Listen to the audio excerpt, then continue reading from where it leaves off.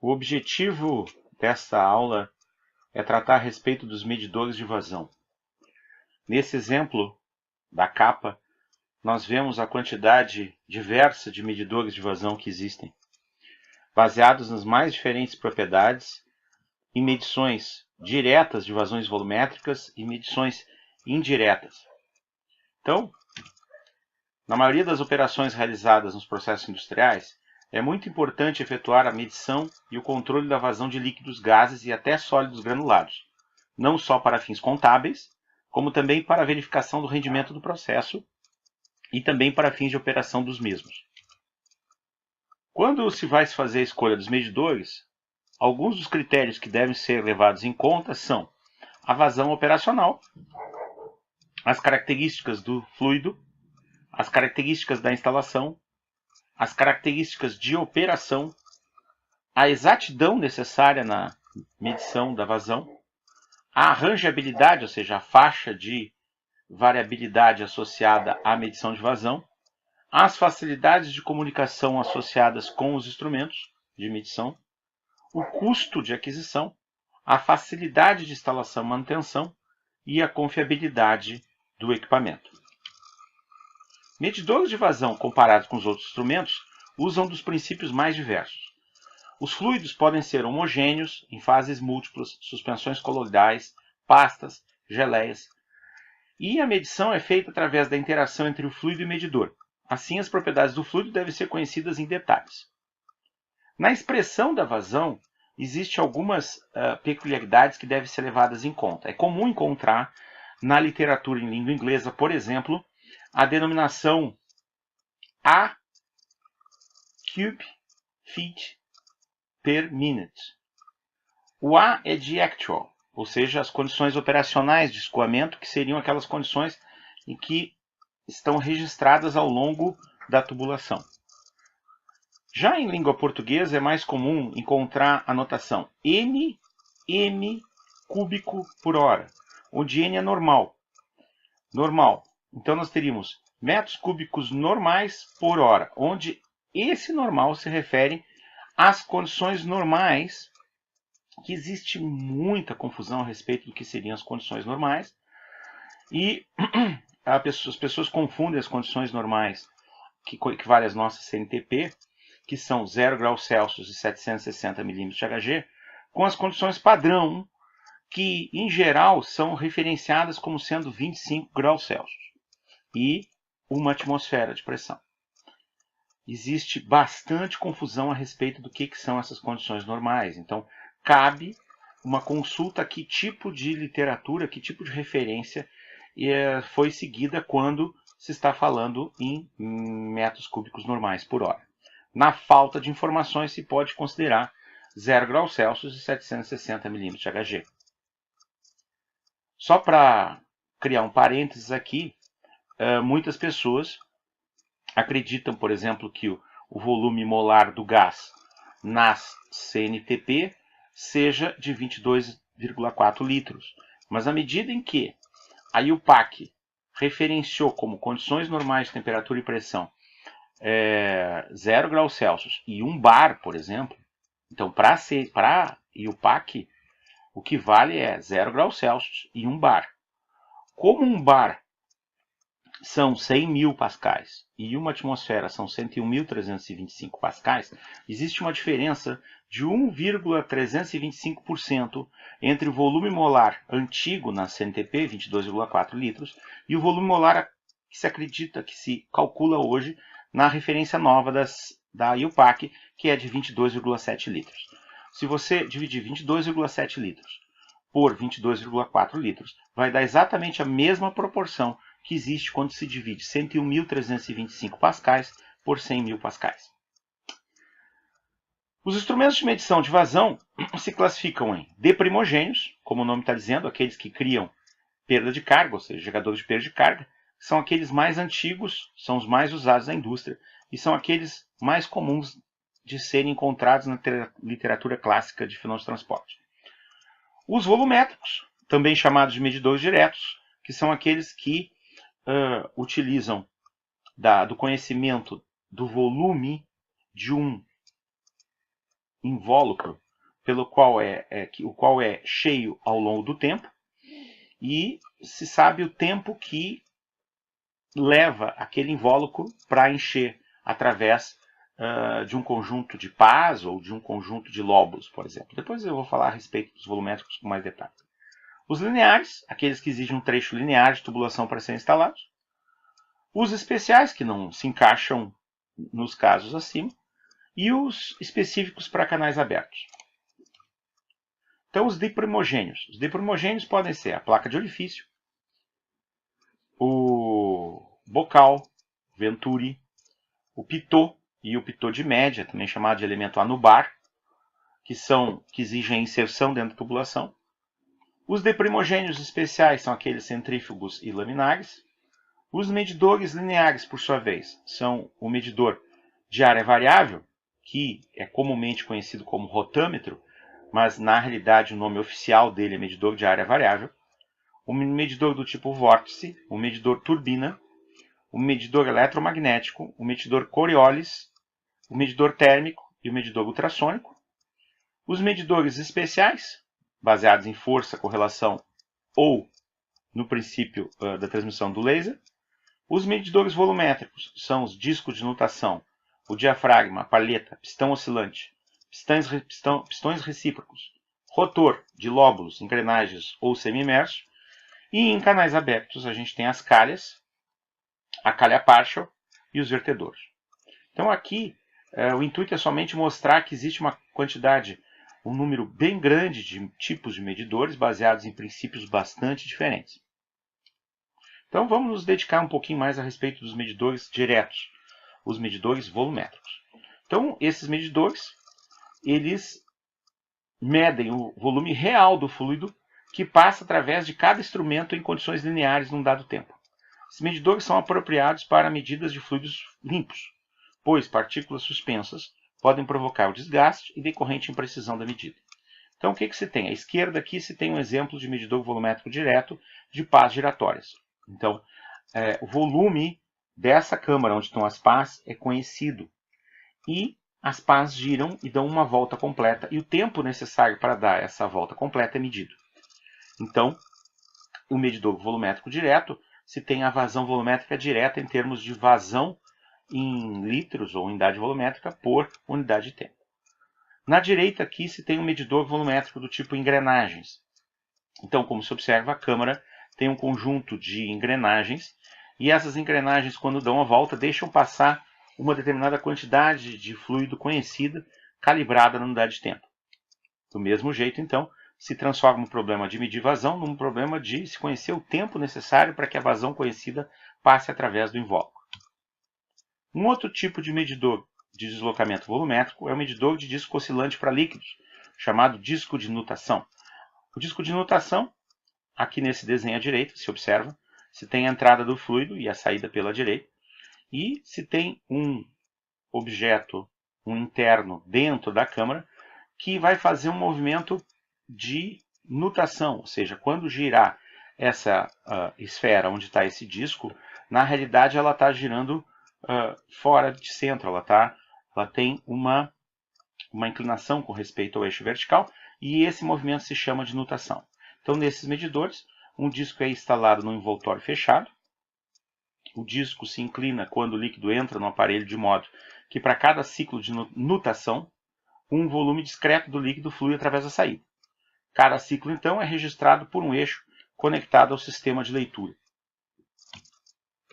Outro exemplo de medidor direto, ou medidor volumétrico, é o medidor volumétrico de engrenagens ovais.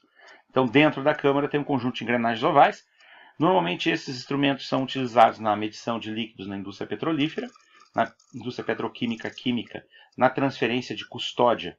Transferência de custódia é quando uma empresa e outra empresa, lado a lado ou separadas por uma determinada distância, estão conectadas através de uma tubulação, de uma tubovia, ou de um oleoduto, ou de um gasoduto, por exemplo. E aí ocorre a transferência de custódia, ou seja, enquanto está nos domínios de uma empresa a custódia, ou seja, todo o impacto legal da presença do líquido está com com a primeira empresa, e quando ela transfere o líquido para a segunda empresa, o fluido para a segunda empresa, a transferência de custódia ocorre e as responsabilidades legais passam a ser da segunda empresa. Também se usa para carregamento de caminhões, tanque e dentre outras aplicações. Esse tipo de medidor volumétrico se destaca em aplicações de líquidos em condições adversas, tais como óleos combustíveis pesados, resíduos de asfalto, petróleo bruto e derivados de petróleo em geral, já que é um medidor que se presta bastante bem para fluidos bastante viscosos. Os medidores de deslocamento positivo, em geral, não se destinam à medição da vazão instantânea, mas sim o volume acumulado durante um determinado período. São mais adequados para fluidos viscosos, como óleos, por exemplo, na alimentação de caldeiras, para controlar o consumo de óleo e combustível. O movimento rotativo pode acionar um mecanismo simples de engrenagens e ponteiros, ou dispositivos eletrônicos, instrumentos mais sofisticados. Então, os medidores de deslocamento positivo funcionam com o movimento de um êmbolo. Além disso, a gente tem os medidores de deslocamento positivo de engrenagens e de paletas. Algumas vantagens desses medidores são que são adequados para fluidos viscosos, ao contrário da maioria, baixo e médio custo de aquisição. Algumas desvantagens: não são apropriados para pequenas vazões, elas produzem uma alta perda de carga devido à transformação do fluxo em movimento, o custo de manutenção é relativamente alto e não toleram partículas em suspensão e bolhas de gás, afetam muito a precisão. Bom, uma informação importante desculpe, é que esses medidores de vazão volumétricos são aqueles, por exemplo, usados nos hidrômetros das concessionárias de água potável. Então, cada residência, por exemplo, que tem um hidrômetro, tem um medidor de vazão volumétrico direto. Então, aqui a gente tem mais um exemplo, o medidor de engrenagens ovais e um medidor chamado de êmbolo rotativo, né? Medidor de paletas e os medidores de lóbulos rotativos. Bom, vamos falar agora dos medidores de canais abertos. Os medidores de canais abertos se prestam bastante, como o nome está dizendo, à recepção de água bruta ou no tratamento de efluentes. Então, um dos primeiros que se deve falar sempre é a calha partial. A calha partial mede a altura estática do fluxo de escoamento. Então, no desenho do corte embaixo do nome calha partial, se observa que existe um perfil no fundo da calha. A calha ela é construída no canal ou ela é adicionada no canal. Normalmente as calhas são feitas de material como, por exemplo, fibra de vidro. Então, o medidor tipo calha partial mede a altura estática do fluxo. É um medidor muito mais vantajoso que o vertedouro, porque apresenta menor perda de carga e serve para medir fluidos com sólidos em suspensão. As calhas partial, elas têm esse tipo de desenho. Então, a vista de cima a vista é superior e o desenho de baixo é o corte lateral. Então, observa-se que tem a montante do canal, a gente tem a entrada do fluido e tem um estreitamento, tá certo? Então, ocorre um aumento da velocidade de escoamento, só que observando o perfil corte lateral embaixo, se vê que há um corte, um ressalto para baixo, que vai provocar com que haja uma variação na altura do fluido. À medida em que a vazão aumenta, a altura no ponto H0, né, ela vai aumentar. E isso facilita a transformação do problema de medição de vazão num problema de medição de vazão problema de medição de nível. Então aqui está o exemplo de uma calha partial. Essa calha partial é uma calha partial construída em fibra de vidro e se vê bem a seção onde ocorre a variação do nível conforme a vazão e o uso de um medidor ultrassônico para medição do nível, onde vai se fazer a medição de vazão associada a esse nível. Então, cada calha partial vai ser calibrada e vai ter o seu equivalente em nível para se transformar essa informação de nível em vazão. Além do medidor calha partial, um outro tipo de medidor usado em canais abertos é o medidor do tipo vertedor, onde se coloca um obstáculo ao escoamento do fluido dentro do canal. E esse obstáculo tem um corte na seção transversal, pode ser um corte retangular ou um corte triangular. Vai ocorrer o acúmulo, o represamento do líquido no vertedor. Esse vertedor, por sua vez, vai jogar o líquido a uma determinada distância. E, pela medida do nível retido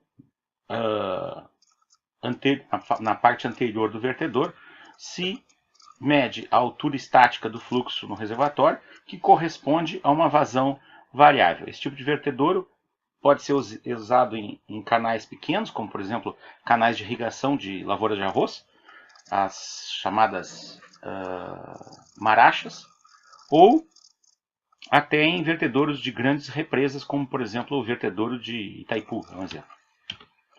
Então, agora vamos deixar os medidores de vazão de canais abertos de lado e vamos falar a respeito do medidor do tipo Coriolis. Bom, como o nome está dizendo, ele é um medidor que se baseia num princípio físico associado à figura de quem foi Coriolis. Então, o medidor do tipo Coriolis é um instrumento que tem grande aplicabilidade desde a indústria farmacêutica, alimentícia, química, de papel. Por quê? Porque a sua medição independe, a medição da vazão feita pelo medidor do tipo Coriolis, independe das variáveis de processo, sejam elas densidade, viscosidade, condutibilidade, pressão, temperatura, perfil do fluido e assim por diante. Então, como é que ocorre? Observando o desenho aqui, se vê que o fluido adentra ao medidor do tipo Coriolis e ele passa por um desvio. Nesse desvio, essa seção é uma seção feita de um material maleável. Todo o fluido em escoamento sobre a superfície da Terra sofre o efeito de uma força chamada força de Coriolis, em homenagem ao físico francês Gaspard Coriolis. Essa força é uma força associada ao escoamento na superfície da Terra. Então é essa força, por exemplo, que faz com que o escoamento das massas de ar no hemisfério sul do planeta se dê com um desvio para uma direção, num sentido, e no sentido contrário no hemisfério norte. Então, para falar mais a respeito desse princípio e como que funciona esse medidor, eu vou usar do recurso de um vídeo. Então, eu estou com o vídeo já separado aqui, e eu vou explicando o vídeo à medida em que for transcorrendo a imagem, porque eu não consigo adquirir o som do vídeo. As mais variadas substâncias são transportadas e distribuídas no sistema de tubulação todos os dias.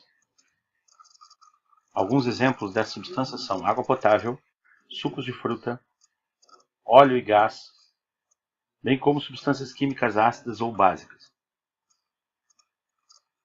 Dentro de tubulações, as vazões de fluidos mostram propriedades completamente diferentes. Consequentemente, há diferentes princípios para suas medições. Um dos métodos usados é a medição de vazão baseada no princípio Coriolis. O físico francês Gaspard Gustave de Coriolis estabeleceu as bases do princípio físico para esse princípio há 200 anos atrás.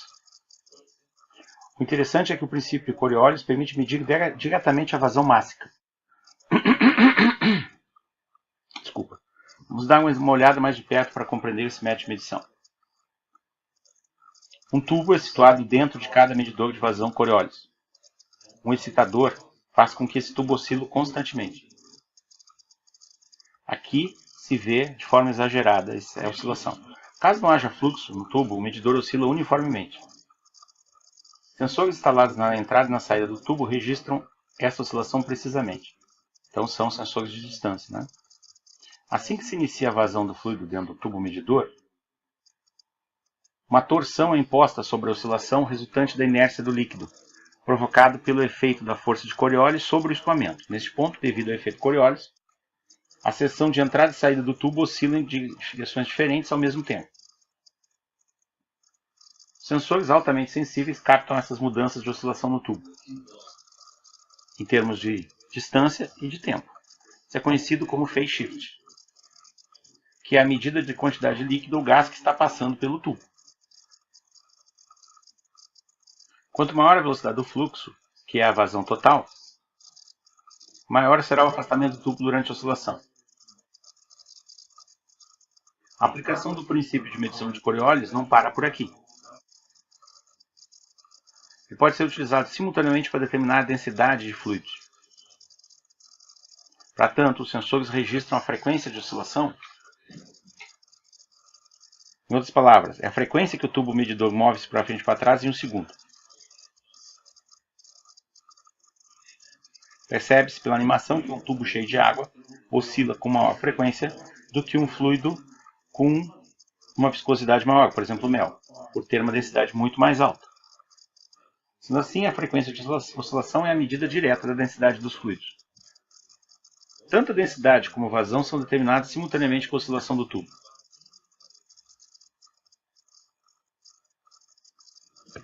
Bom, a Endres e Hauser, então, é um fornecedor desse tipo de equipamento, tá certo? E esse vídeo está disponível no blog para os estudantes poderem ver de novo.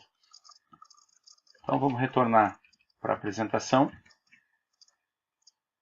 Então, agora ficou mais claro como é que é o princípio, né? O princípio está associado a essa oscilação que existe quando se tem esse tipo de equipamento.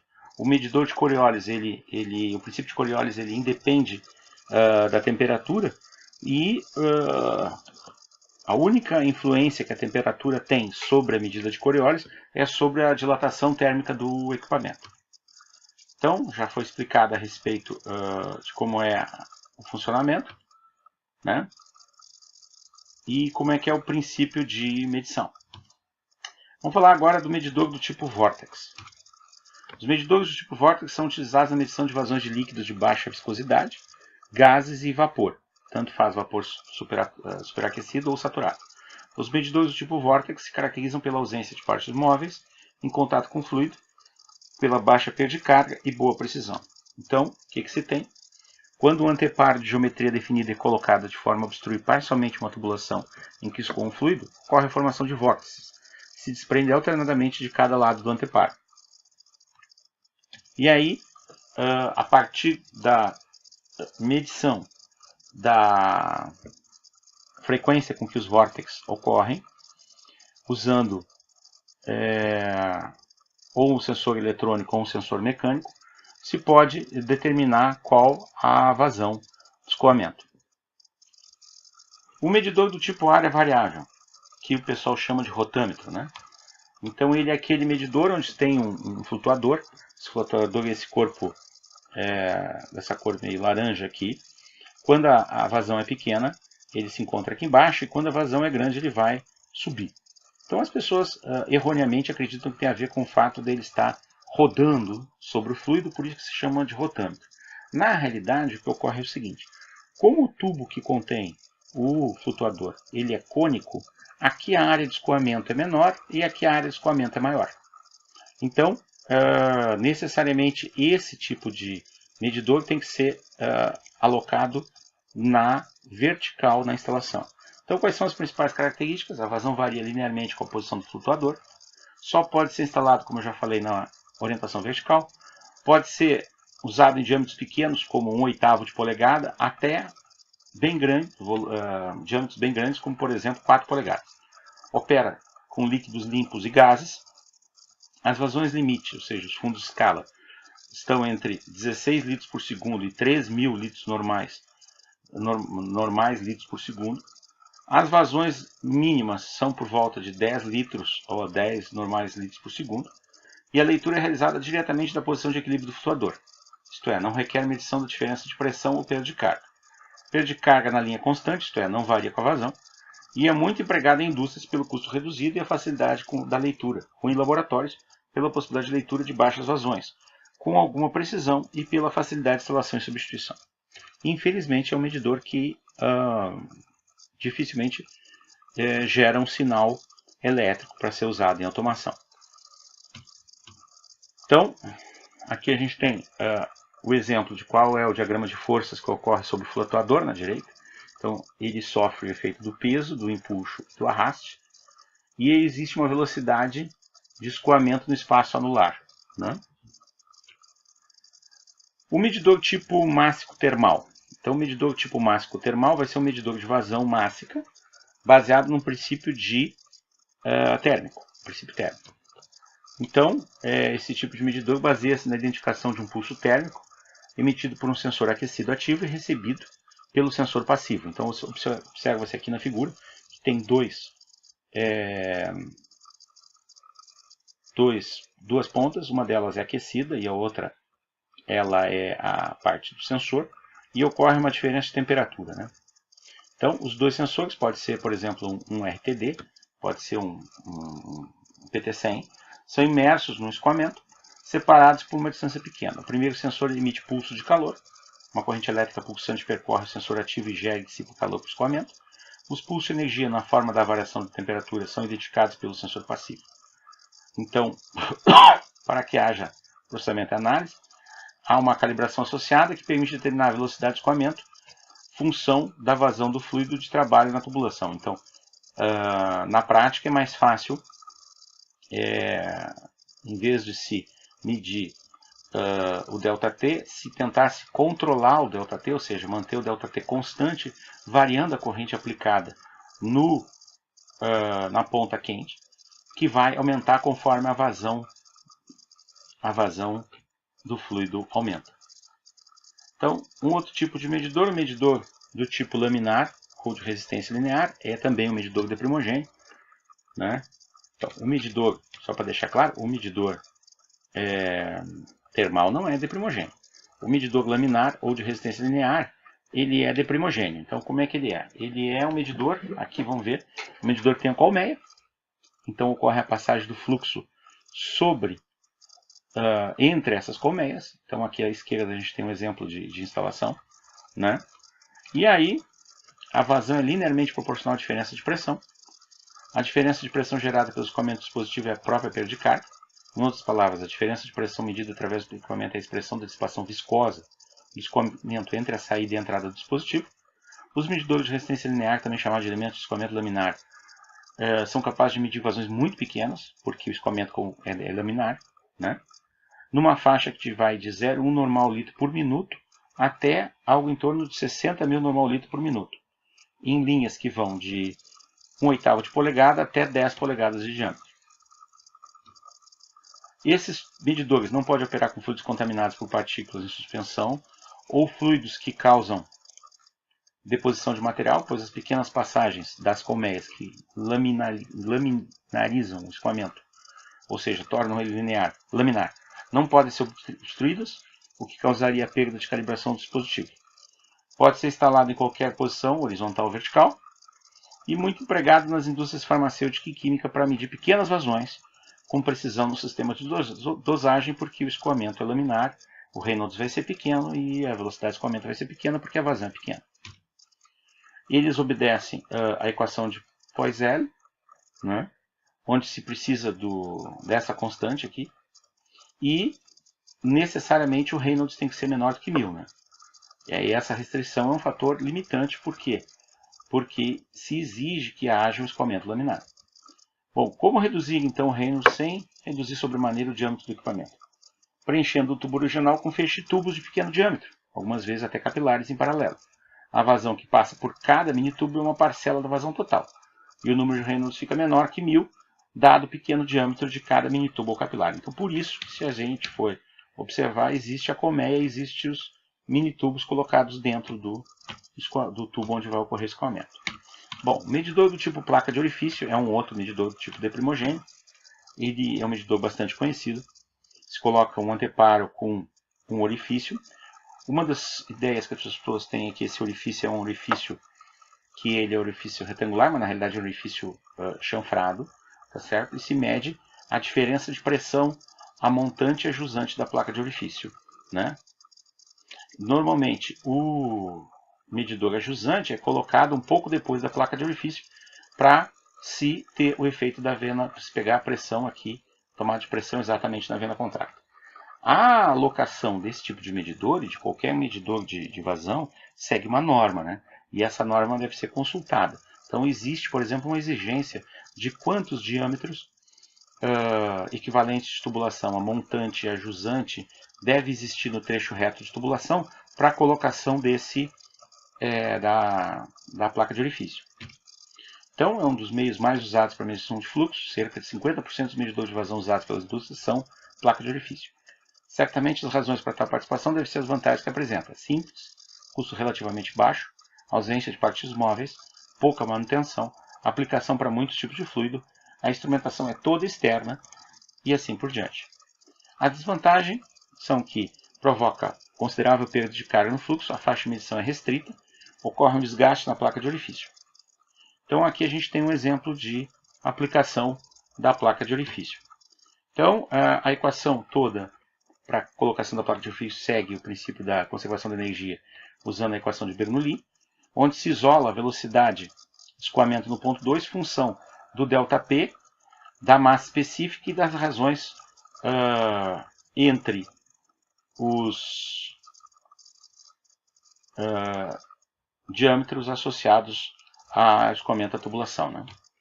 Então, essa equação ela somente é válida para fluidos ideais com escoamento laminar, né? Senão vai ter que ser corrigido. Então aqui a gente vê uma aplicação industrial numa linha de um porte médio, onde se tem a placa de orifício colocada no meio da seção, e aqui a gente tem a tomada de pressão, né? E aqui estão os transdutores, nitidamente se tem os transdutores de pressão. Então, aqui a gente vê uma placa de orifício já adaptada com transdutor de pressão, com tomada de pressão a montante e a jusante, instrumentada, já vendida em conjunto com o transdutor de pressão. Um detalhe importante é que o orifício da placa pode necessariamente não ser colocado no centro da placa. Pode-se ter orifícios excêntricos, como na posição B, ou orifícios que não são circulares, como na posição C. Então, o orifício concêntrico é usado para líquidos, gases e vapor, que não contêm sólidos em suspensão. O orifício excêntrico é utilizado quando tivermos fluido com partículas em suspensão, os quais podem ser retidos e acumulados na base da placa, sendo o orifício posicionado na parte de baixo do tubo para possibilitar a passagem. E o orifício na forma de segmento, de círculo, tem abertura para a passagem do fluido disposta em segmento. É destinada para uso de fluidos laminados ou com alta percentagem de sólidos em suspensão. O medidor do tipo turbina consiste de um corpo e um rotor montado em seu interior, cuja velocidade angular é diretamente proporcional à velocidade de escoamento fluido em que está se executando a medição. Um sensor indutivo é montado no corpo do medidor de maneira a captar a passagem das aletas do rotor, gerando um conjunto de trem de pulsos de característica senoidal, ou seja, um sinal de frequência que é proporcional à vazão de escoamento. Então pode-se usar aqui, por exemplo, um sensor do tipo Hall, né, e um gerador de campo magnético fixo nas turbinas para detectar a passagem de cada turbina, então uma bolinha de um ímã, e o sensor Hall geraria o sinal correspondente à passagem e por sua vez se mediria a velocidade da turbina. Então aqui tem um exemplo de turbinas a serem aplicadas. As turbinas são colocadas, rosqueadas nos tubos, e essas turbinas elas são padronizadas, então existem modelos com diâmetros nominais, roscas e características de operação próprias, e além da instalação rosqueada, elas podem ser aplicadas de forma flangeada, né, em conexões flangeadas. As conexões flangeadas podem ser conexões de diâmetro bem maior, é óbvio, né? O diâmetro nominal de uma turbina rosqueada vai até 2 polegadas no máximo, enquanto que uma do tipo flangeada pode ir até 6 polegadas, por exemplo. A faixa de vazão para gases, as turbinas são normalmente usadas para gases. As turbinas pode ir para a faixa de medição operacional para gases de até vazões bastante altas em termos de pé cúbico por minuto, né? Já esses modelos básicos aqui, esses códigos, né, podem ser encontrados na internet para aquisição. Vamos falar do medidor especial do tipo eletromagnético. Então, no blog tem um vídeo a respeito desse medidor fornecido pela Enders-Hauser, né? Então, o medidor do tipo eletromagnético se baseia no fato de que quando as partículas carregadas suspensas no fluido, sujeitas a um campo magnético, vão gerar uma força contra-eletromotriz, né?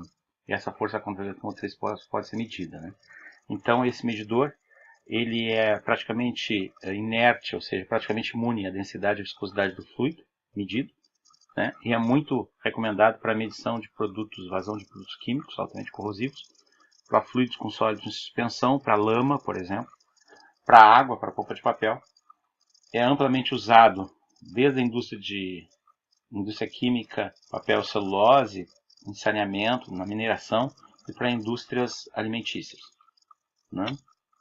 A perda de carga no medidor é equivalente a um trecho reto, já que não possui partes móveis em contato direto com o fluido a ser medido, mas só pode ser usado para fluidos condutores, ou seja, sua aplicação em gases é restrita, e não pode ser utilizado em fluidos que não contêm condutividade elétrica dentro dos parâmetros mínimos para que se possa fazer uso desse tipo de medidor, o medidor eletromagnético. Bom, já esse medidor aqui, a medição usando o instrumento chamado de roda d'água, nada mais é do que princípio de fundamento eletromecânico bastante simples. São ímãs permanentes inseridos na pás no rotor, que giram por um campo do sensor, né? Na medida que o produto flui, o rotor gira numa velocidade proporcional à vazão e produz um sinal de pulso senoidal, o qual permite seu interfaceamento com diferentes instrumentos de leitura e controle, indicadores, totalizadores, pré-determinadores, conversores, microcontroladores e assim por diante. Então é o princípio aqui de colocar ímãs permanentes e detectar a passagem desses ímãs gerando um sinal, né?